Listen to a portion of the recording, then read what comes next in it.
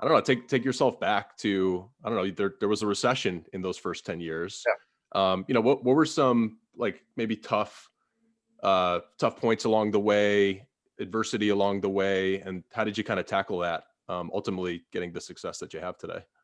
Yeah, there were a couple things. I think early on we started with truly small businesses, and then I think there's a lot of talk. There's a lot of playbooks out there about moving up market, going after bigger deals. It feels easier, and sometimes that's absolutely the right move.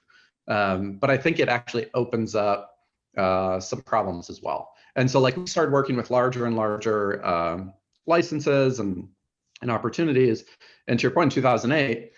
It was an interesting time. Like we went from being really profitable, doing well, to all of a sudden we were in a recession. Like it was a time where some of those big opportunities were not coming through. We ended up in some rough situations where we had to figure out, like, how do we get through this?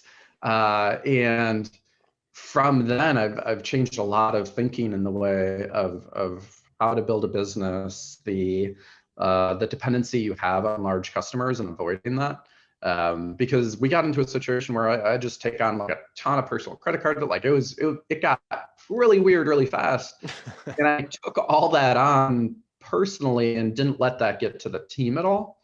And I don't say that as like I should get credit for that. It's actually the opposite. Like I think looking back, if I would change something, I would be a little bit more transparent, not to the point of like, scaring everyone or something like that, but tapping into thoughts people had of like, how do we get through a situation and whatnot. And so we use that time knowing, like, I don't want to get back into the spot again. I also know if we go and try to do consulting or we try to do something to get through this time to gain revenue, it's something we'll have to do, but I want to do it in a very intentional way where it won't necessarily force me to stay there. Meaning, so like to get through a tough time like then, we tap more into like custom programming, custom consulting, but ensured it didn't necessarily touch our product or like where we were looking to go entirely. And then on like nights and weekends, I'd be working on like odd projects. I did this project for a competitor in the space where I designed like hundreds of email templates and coded them all and whatnot for them. And it was like the most like demoralizing thing to be working on. Like especially like late at night and whatnot, but like it helped us get through a period of time.